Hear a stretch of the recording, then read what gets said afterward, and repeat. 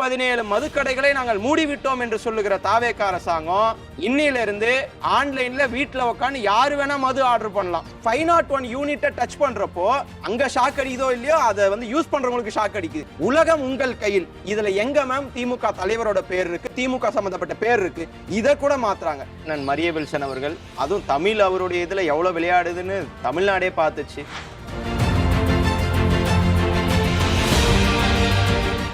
அனைவருக்கும் வணக்கம். அரசியலை தலைவர்கள் மட்டும் பேசின காலம் மாறி இப்ப சமூக வலைதளங்கள்ல கருத்துக்களை சொல்றவங்க, டேட்டாஸை பத்தி ரிசர்ச் பண்றவங்க, கொள்கைகளை விவாதிக்கிறவங்கன்னு இளைய தலைமுறையினர் நிறையவே அரசியலை பேச ஆரம்பிச்சிருக்காங்க. அப்படிப்பட்ட யங்ஸ்டர்ஸுக்கு ஒரு குரலுக்கு மேடையா தான் இந்த நிகழ்ச்சியை நாங்க வழங்கிட்டு இருக்கோம். இது நாங்களும் அரசியல் பேசுவோம்ல நிகழ்ச்சி. இந்த நிகழ்ச்சியில இன்னைக்கு நம்மளோட ஜாயின் ஆயிருக்காரு திரு ரஜினி அவர்கள். வணக்கம் ரஜினி. முதல்ல கடந்த கால திமுக ஆட்சியில் தாக்கல் செய்யப்பட்ட பட்ஜெட்ல முக்கியமா கல்வி, சுகாதாரம், தொழில் வளர்ச்சி இவை தான் முக்கியமான விஷயங்களா பார்க்கப்பட்டது. இதோட வளர்ச்சியை நோக்கி தான் பட்ஜெட்டே ப்ரிப்பேர் பண்ணப்பட்டிருந்தது. பட் இந்த பட்ஜெட்ல நீங்க என்ன பாக்குறீங்க? இல்ல, இந்த பட்ஜெட் என்பதே வந்து திமுக ஆட்சியில என்னென்னலாம் கொண்டு வந்தோமோ அதுக்கு பேரை மாத்தி, அதுக்கு ஸ்டிக்கரை மட்டும் மாத்திட்டு இது வந்து நாங்க வெளியிட்ட பட்ஜெட் அப்படின்னு சொல்லியிருக்காங்க. நான் தனிப்பட்ட தாக்குதல் செய்ய வேணான்னு பாக்குறேன். அண்ணன் மரிய வில்சன் அவர்கள் யார் யாரோ நிதியமைச்சராக இருந்த இந்த சட்டமன்றத்தில் உருட்டு கட்டியை தூக்கி அடிச்சவருக்கெல்லாம் இன்னைக்கு நிதியமைச்சரை கொடுத்து இன்னைக்கு நிதியமைச்சரா இன்றைக்கு அந்த பட்ஜெட்டை வந்து வெளியிட்டு இருக்கிறாரு. அதுவும் தமிழ் அவருடைய இதுல எவ்வளவு விளையாடுதுன்னு தமிழ்நாடே பார்த்துச்சு. இவங்க கிட்ட தமிழ் படும் பாடு வந்து ஒரு பெரிய பாடா இருக்கு. சுடர்ன்றதுக்கு சுந்தர்ன்றாரு. இது வந்து தமிழ்நாட்டில் தமிழ் பேசவே தெரியாத ஒரு நிதியமைச்சர் வந்து வாய்ச்சிருக்காருன்றது தான் ஒரு வேதனைப்படக்கூடிய விஷயம். இதுல வந்து பெரிதும் எதிர்பார்க்கப்பட்டது. நீங்க திராவிட முன்னேற்ற கழக ஆட்சியில் 2021 அதாவது பெட்ரோல் டீசல் விலை வந்து குறைக்க போறோம்னு சொன்னோம். அதை வந்து முதல் பட்ஜெட்ல சொன்னோம். என்ன வாக்குறுதி சொன்னோமோ அதை நாங்க செஞ்சு காமிச்சோம். ஆனா இன்னைக்கு 2500 ரூபாய் எங்க, 6 சிலிண்டர் எங்க, விவசாயிகள் கடன் முழுமையாக தள்ளுபடின்னு சொன்னீங்க. ஆனா அதுக்கு 50,000 உள்ள வாங்கணுங்க மட்டும் தான் விவசாய கடன் தள்ளுபடி. அப்படி ஒரு பித்தலாட்டம் செய்து மக்கள் கிட்ட, உண்மையா சொல்றேன், இந்தியாவில் யாராவது மக்களை ஏமாத்தி எப்படி ஓட்டு வாங்குறதுன்னு ட்ரைனிங் எடுக்கணும்னா விஜய் என்பவர் சொல்லிக் கொடுப்பாருன்னு நினைக்கிறேன். அதுக்கு அந்த மாதிரி வாக்குறுதியை சொல்லிட்டு அதை எப்படி செயல்படுத்த முடியாத மக்கள் கிட்ட வந்து கஜானா காலின்றுவாங்க, கடன் அதிகமா இருக்குன்னுவாங்க, கடனே நாங்க வாங்க மாட்டோம்னு சொல்லுவாங்க. அப்படி சொன்னவர்கள் இன்று வரையில் வாங்கியிருக்கிற கடன் மட்டும் 21,356 கோடி வாங்கியிருக்காங்க. 3 மாசத்துல 21,000 கோடி. அதே மாதிரி அந்த நிதித்துறை செயலாளர் சொல்றாரு 1.21 கோடி, அதாவது 1.21 லட்சம் கோடி வந்து நாங்க இந்த ஆண்டு மட்டும் கடன் வாங்க போறோம்னு சொல்லியிருக்காங்க. 10.5 லட்சம் திமுக ஆட்சியில கடன் உயர்ந்து விட்டது. இந்த கடனால தான் திமுக ஆட்சியில மக்கள் எல்லாம் வந்து தத்தளித்து கொண்டிருக்கிறார்கள். ஒருவர் மேல இவ்வளவு கடனான்னு சொல்லி மக்கள் கிட்ட போய் ஓட்டை வாங்கிட்டு இன்னைக்கு மீண்டும் கடன் வாங்கக்கூடிய வேலையில விஜய் அவர்கள் ஈடுபட்டிருக்கிறார். இந்த பட்ஜெட்டு எப்பயுமே சொல்லுவாங்க உப்பு சப்பு இல்லாத பட்ஜெட் அப்படின்னு சொல்லி. இதுல உப்பு சப்பு இருக்கான்னா எனக்கு தெரியாது. அதாவது இதுல வந்து ஒண்ணுமே கிடையாது. இதுல தொலைநோக்கு பார்வை என்ன இருக்குன்னு பார்க்கணும். இதுல ஷார்ட் டேர்மே ஒண்ணுமே கிடையாது. குறுகிய காலத்திற்கு இவங்க ஏதாவது செஞ்சிருக்காங்கன்னு பார்த்தா இதுல ஒண்ணு சாதிச்சிருக்காங்க. என்ன சாதிச்சிருக்காங்கன்னா, இதுவரையில 21 வயசுக்கு கீழே இருக்கிறவங்க போயிட்டு டாஸ்மாக்ல வந்து மது வாங்கக்கூடாது. இதுதான் இன்னைக்கு வரையும் திமுக ஆட்சியில் இருந்தது. 717 மதுக்கடைகளை நாங்கள் மூடிவிட்டோம் என்று சொல்லுகிற தாவேக அரசாங்கம் இன்னிலிருந்து ஆன்லைன்ல வீட்டுல உட்காந்து யாரு வேணா மது ஆர்டர் பண்ணலாம் அப்படின்ற ஒரு புது சிஸ்டத்தை கொண்டு வந்திருக்காங்க. 717 மதுக்கடைகளை மூடுவது மாதிரி மூடிவிட்டு 18 வயசு கீழே இருந்து ஃபேக் அக்கௌண்ட் வச்சுட்டு கூட நாளைக்கு சிறுவர்களும் மது வாங்கலாம். அப்படிப்பட்ட நிலைக்கு போதை கலாச்சாரத்தை இன்றைக்கு வந்து தூக்கி பிடிக்கக்கூடிய வேலையில இன்றைக்கு தாவேக அரசாங்கம் ஈடுபட்டிருக்கிறது. இது வந்து தமிழ்நாட்டுக்கு நல்லதல்ல. இந்த பட்ஜெட்ல மக்கள் எதிர்பார்த்தது மக்களுக்கு தேவையான விஷயம். இவங்க சிறுவர்களை ஒரு கெடுக்கக்கூடிய வகையில ஏற்கனவே டாஸ்மாக், எலைட் பார், ரெஸ்டோ பார்ஸ் இதெல்லாம் கொண்டு வர திட்டத்திலயும் இருக்காங்க. கூடுதலா இதுவும் இல்ல, நிறைய பேருக்கு வந்து ஒரு பயம் இருக்கும். நம்ம போய் டாஸ்மாக்ல போய் வாங்குறதா யாராவது பாத்துட்டு போறாங்க அப்படின்னு சொல்லி அந்த பயத்தினாலே நிறைய பேர் வந்து அதை வாங்காது இருந்தாங்க. இப்ப அவங்களுக்கு எல்லாம் வந்து ஒரு சந்தோஷம், பாடா எப்படி அண்ணன் விஜய் அண்ணன் வந்தாரு, வீட்டுல ஆன்லைன்ல ஆர்டர் பண்ணி நம்ம வந்து குடிக்கலாம் அப்படின்னு குடிப்பழக்கத்தை ஊக்குவிக்கக்கூடிய வேலையில இந்த அரசாங்கம் ஈடுபட்டு இருக்குது. அதே மாதிரி 717 மதுக்கடைன்னு சொன்னாங்க. அமைச்சர் விக்னேஷ் சொல்றாரு, நாங்கள் தனியார் மயமாக்க போகிறோம். டாஸ்மாக்ல 717 மதுக்கடையில மூடிட்டோம். ஆனா தனியார் மயமாக்கி அங்க ஒரு 1000 கடையை திறந்து விடுறது. அப்போ இந்த அரசாங்கம் தமிழ்நாட்டு மக்களை எப்படி நாம போய் ஓட்டு கேட்டு மக்களை ஏமாத்தணுமோ, மக்களை வந்து கவர்ச்சியை காமிச்சு ஏமாத்தணுமோ, அதே மாதிரி பட்ஜெட்ல நம்ம எது சொன்னாலும் மக்கள் வந்து திருப்பி கேட்க மாட்டாங்க அப்படின்ற ஒரு மெதப்புல இருக்கிறாங்க. மக்கள் இப்போ வந்து ரொம்ப தெளிவாயிட்டாங்க மேம். நானும் காலையிலேருந்து பார்க்குறேன் இந்த பட்ஜெட்டை பத்தி மக்கள்லாம் விழிப்புணர்வோடு சொன்னீங்களே செஞ்சீங்களா. இன்னைக்கு பவர் கட், இன்னைக்கு சிடிஆர் நிர்மல்குமார் வந்து ஒரு விஞ்ஞானி மாதிரி பேசுறாரு, மற்ற விஷயம் பேசுறாரு. திமுகவுக்கு தகுதி இருக்கா, திமுகவுக்கு என்ன தகுதி இருக்குன்னு சொல்லி.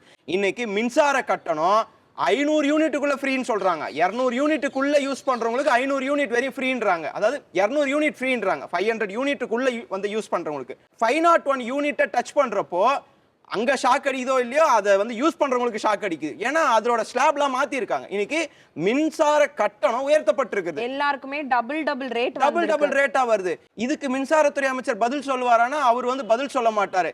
இன்னைக்கும் எங்கள் அண்ணன் பரந்தாமன் சொன்ன மாதிரி காவி அவர் வந்து ஆர்எஸ்எஸ் மறந்து பாஜகவை மறந்து தாவேக்காவுக்கு வந்தாலும் தாவேக்கா என்பது பாஜகவினுடைய கைக்கூலியா தான் செயல்பட்டு கொண்டிருக்குது. அதனால அவர் இன்னொன்னு சொல்லியிருக்காரு, நீட் தேர்வுலாம் எதுக்கு நீங்க போய் படிச்சுன்னு கார்பெண்டர் வேலைக்கு போங்க, பெயிண்டர் வேலைக்கு போங்கன்னு சொல்லிட்டு ஆர்எஸ்எஸ் சித்தாந்தத்தை நிர்மல்குமார் இங்க வந்து பரப்பி நிற்கிறார்.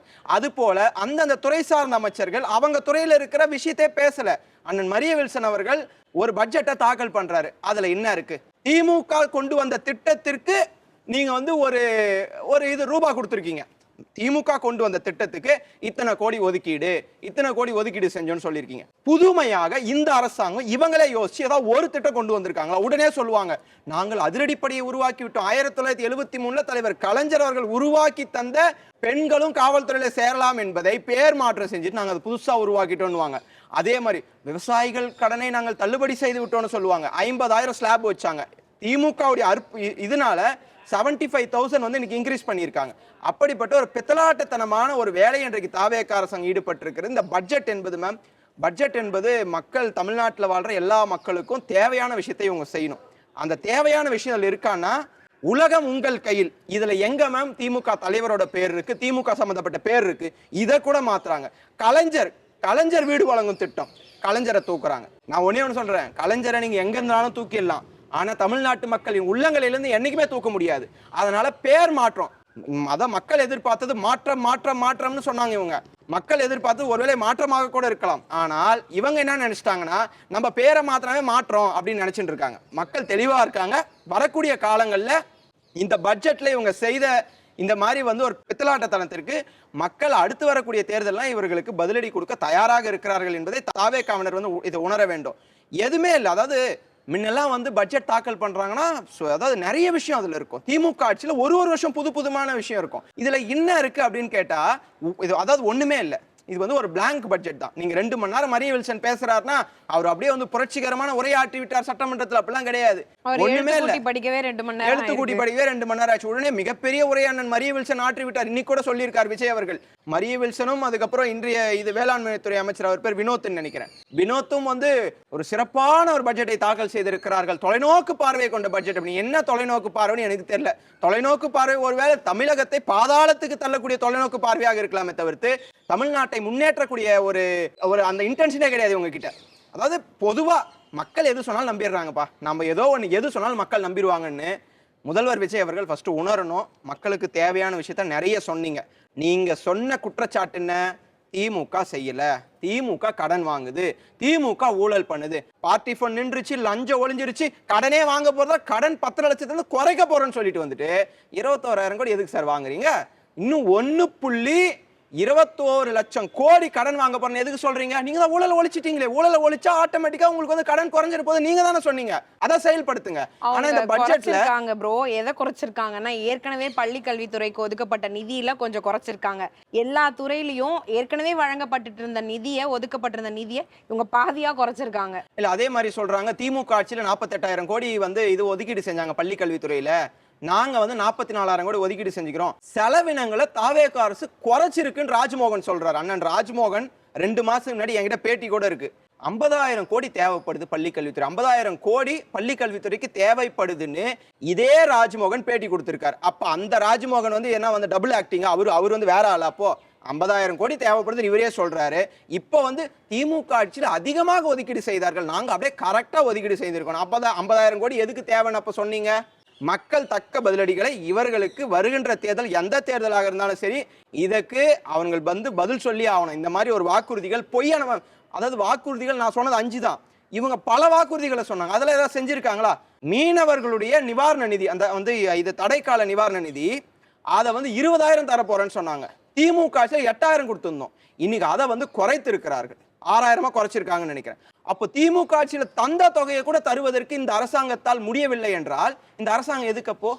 அதாவது மீனவருடைய வயிற்றிலே இன்றைக்கு அடித்திருக்கிறார்கள். ஆனா சம்பந்தப்பட்ட மீன்வளத்துறை அமைச்சரை கேட்டா நீங்க தூத்துக்குடியில வந்து கேளுங்க, நான் அங்க சொல்றேன் அப்படின்வாரு. ஸ்ரீநாத்துக்கும் மீன்வளத்துறைக்கும் சம்பந்தமே கிடையாது. அவர் நடிச்சிட்டு இருந்தவர் விஜய்க்கு ஃப்ரெண்டா அந்த ஒரே காரணத்திற்காக நீ மீன்வளத்துறை அமைச்சரா நடிச்சிட்டு தான் இருக்காரு. அமைச்சரா நடிச்சிட்டு இருக்காரு. கச்சத்தீவை பத்தி கேட்டா இது கூட இருக்கிற ஒரு அமைச்சர் சொல்லுவார் நோ கமெண்ட்ஸ்னு, அவரும் வந்து திருப்பி போயிடுவாரு. அதனால எது பத்தி உங்களுக்குலாம் ஒண்ணுமே தெரியாத அமைச்சர்கள், ஒன்னுத்தையும் கத்துக்கணும்னு கூட முயற்சி பண்ணாத அமைச்சர்கள். ஏன்னா தமிழ்நாட்டோட பிரச்சனை என்ன, மீனவருடைய பிரச்சனை என்ன, மீன்வளத்துறை என்ன, மீன்வளத்துறை என்னென்னலாம் இருக்கும்னு ஒரு தெரியாத ஆளு ஸ்ரீநாத். அவரை நீங்க அமைச்சரா போட்டா அவர் வந்து என்ன பண்ணுவாரு? அவருக்கு ஒண்ணுமே தெரியாது, நோ கமெண்ட்ஸ்னு சொல்லிட்டு போயிடுவார்.